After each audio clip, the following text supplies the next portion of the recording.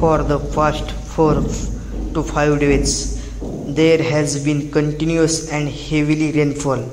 Due to this, water has accumulated anywhere, flooding streets, alleys, farms, and low-lying areas. The water level in rivers has risen, and some areas are experiencing flood-like situations.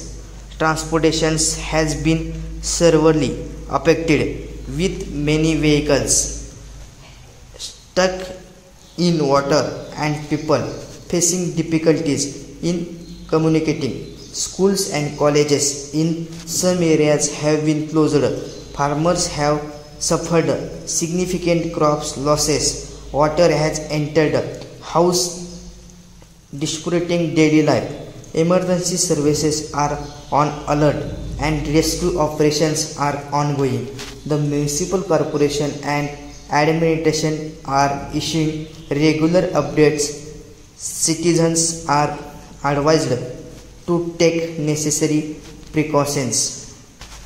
The rainfall is still continuing and similar weather is expected in the coming days. People are urged to save and follow the instructions given by authorities. Water has entered houses, daily life. Emergency services are on alert and rescue operations are ongoing.